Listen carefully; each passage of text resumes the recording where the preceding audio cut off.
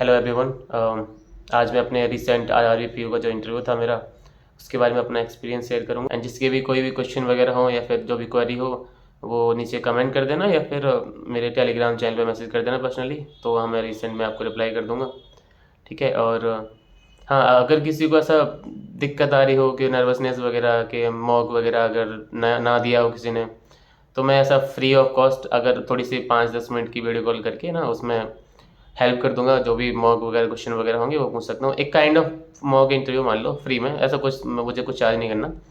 कोई अगर कंफर्टेबल हो तो टेलीग्राम पे मैसेज कर देना अपना नाम वगैरह और क्या एकेडमिक्स में क्या किया है, बस उतना काफ़ी है। मेरा लखनऊ में इंटरव्यू था 16 तारीख को 8:30 बजे की जो टाइमिंग थी।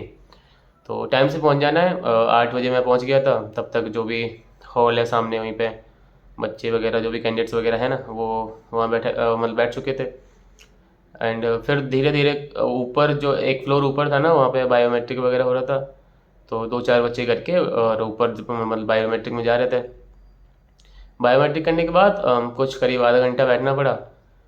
उसके बाद उसके बाद डॉक्यूमेंट वेरिफिकेशन वगैरह हुआ। तो फिर डॉक्यूमेंट वेरिफिकेशन में टाइम लग गया, करीब आधा घंटा के आराम से लग ही जाता है उसमें। फिर उसके बाद सीधा इंटरव्यू पैनल में भेज दिया गया।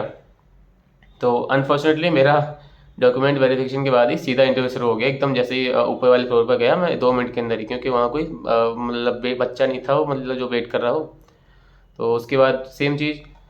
तो एंट्री, जैसे एंट्री होने वाले थी उससे पहले ही ना सारा कुछ, जैसे सबसे पहले मेन चीज़ था इंट्रो। मैं अपना इंट्रो याद कर रहा था, मैं क्या क्या पढ़ के आया हूँ ना, क्या क्या मुझे बोलना है इंट्रो में।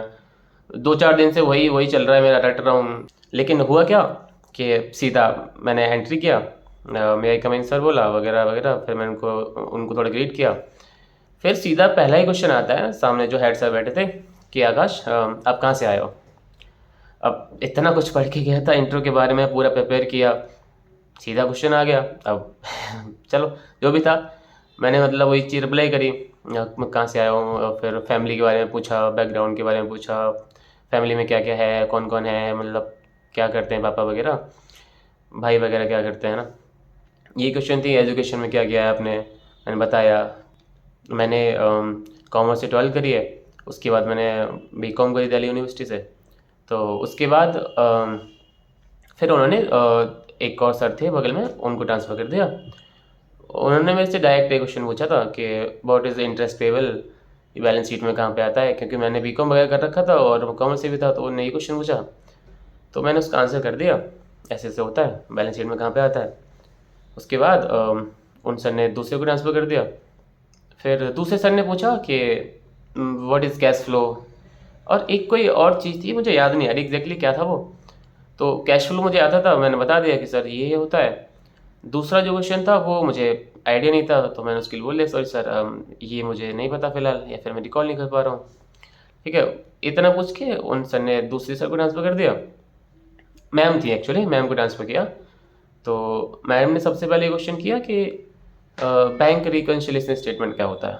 तो ये अच्छे से पढ़ा हुआ था, मैंने काफ़ी अच्छे से पढ़ा हुआ था ये 12th क्लास में। पर उस टाइम पे एकदम अचानक से दिमाग से निकल गया, याद ही नहीं आया।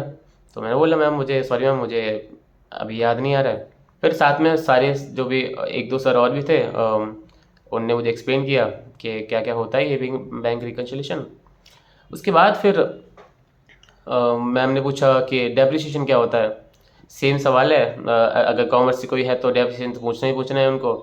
मैंने बता दिया कि ये फिर कितने टाइप का होता है, वो पूछा। फिर थोड़ा सा डीप में चले गए कि अगर इस एसेट सेल होता है तो डेप्रिसिएशन अकाउंट जो भी मतलब जो लेजर बनाते हैं उसमें डेप्रिसिएशन कहाँ पर दिखाया जाता है, सेल करते हैं तो फिर वो कहाँ जाता है। ठीक है।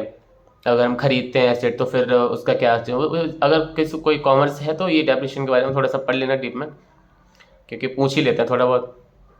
उसके बाद उन मैम ने फिर एक सर को ट्रांसफ़र कर दिया। उन सर ने मेरे से सबसे पहला सवाल पूछा कि नीति आयोग के बारे में बताओ। अब नीति आयोग के बारे में मुझे ऐसा सिर्फ ऊपर से पता है कि ये ऐसी ऑर्गेनाइजेशन है ट्रांसफॉर्म वगैरह करने के लिए इंडिया को, बस इतना मैंने बता दिया। पूछते हैं और बताओ, तो मुझे उसके बारे में आगे पता नहीं। मैंने बोला सॉरी सर, मुझे ज़्यादा इसके बारे में पता नहीं है। फिर बोलते हैं कि इंडियन कॉन्स्टिट्यूशन के बारे में कुछ पता है। मैंने कहा जी सर, मैंने बताया है कि कब कब लागू हुआ था वगैरह वगैरह, एक दो चीज़ें रूल्स एंड रेगुलेशन वगैरह होते हैं। वो थोड़ा और डीप में ऐसा कुछ बैंकिंग से रिलेटेड पूछना चाह रहे थे, तो मैंने बोला सॉरी सर, मुझे इसके आगे कुछ नहीं पता। फिर उसके बाद उन्होंने क्वेश्चन किया, हाँ, कि आप क्या पढ़ के आए हो। मैंने बोला कि सर मैं मॉनेटरी पॉलिसी पढ़ के आया हूँ। अच्छा, इस पॉइंट में मैं एक चीज़ बताऊँ कि जब ये क्वेश्चन आए ना कि आप क्या पढ़ के आए हो, तो सिर्फ वही बताना है जिस चीज़ के बारे में आपको पूरी नॉलेज हो, है ना, A to Z। मैंने बोला सर मैं मॉनेटरी पॉलिसी पढ़ के आया हूँ। वो इंटरेस्टेड नहीं थे इस चीज़ में, उन्हें पूछना था कुछ में से करंट में। अब फिर मैंने बोला सर ये नहीं पढ़ के आया, तो बोलते करंट में क्या पढ़ गया। मैंने कहा सर टाइम नहीं मिला, मैंने पढ़ नहीं पाया। फिर कहते हैं कि कुछ तो पढ़ा होगा, और न्यूज़पेपर वगैरह पढ़ते हो। मैंने कहा सर मैं न्यूज़पेपर नहीं पढ़ता। फिर कहते हैं अरे तो कुछ तो न्यूज़ वगैरह। मैंने सर मैं ऑनलाइन पढ़ता हूँ ऐप से। अच्छा, क्या नाम है ऐप का? तो जो इंस्टॉल्ड ऐप नहीं है उससे मैं न्यूज़ वगैरह पढ़ता रहता हूँ। मैंने नाम बताया। फिर कहते हैं अच्छा तो बताओ दो चार न्यूज़ वगैरह बताओ क्या पढ़ी रिसेंट में। तो मैंने उनको एक दो न्यूज़ बताई। उसके बाद एक मैंने अपॉइंटमेंट बताया जो अभी RBI में हुआ है, एग्जेक्टिव डायरेक्टर वाला। तो उनने उसमें क्रॉस क्वेश्चन कर दिया कि ये पहले कहाँ थे, अगर RBI में थे तो क्या कर रहे थे। मैंने कहा सॉरी सर इसके बारे में मुझे कोई आइडिया नहीं है। उसके बाद फिर उन्होंने दूसरे सर जो भी हेड सर थे ना उनको ट्रांसफ़र कर दिया। हेड सर ने मेरे से वो सेम चीज़ पूछी, मैंने मॉनेटरी पॉलिसी बोल लिया था ना। तो बोलते हैं अच्छा आकाश आप मॉनेटरी पॉलिसी पढ़ के आए हो। मैंने कहा जी सर। तो बताओ ये जो अगर कंट्री में इन्फ्लेशन होता है, फिर उन्हें हिंदी में बताया, मुझे हिंदी में पता नहीं इन्फ्लेशन को क्या कहता है। उन्हें हिंदी में बताया ऐसे ऐसे करके, काफ़ी बहुत ज़्यादा आराम से एक्सप्लेन करके ना, कामली वगैरह बताते हैं कि पूछते हैं कि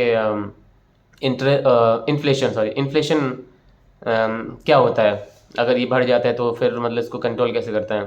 फिर मैंने बताया कि RBI ऐसे ऐसे स्टेप्स लेता है, OCR वगैरह और SLR वगैरह से, है ना।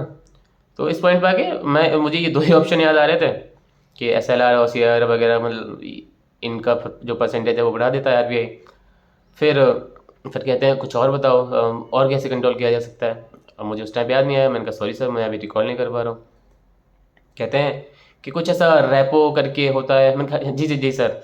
फिर मैं बताया उनको ऐसा रेपो रेट वगैरह इंटरेस्ट वगैरह वो बढ़ा देती है RBI, तो बैंक कम पैसा लेगा, बैंक कम लेगा। तो ऑब्वियसली अगर इंटरेस्ट रेट बढ़ाएंगे तो फिर बैंक, है ना, कस्टमर से ज़्यादा चार्ज करेगा, कस्टमर से ज़्यादा चार्ज करेगा।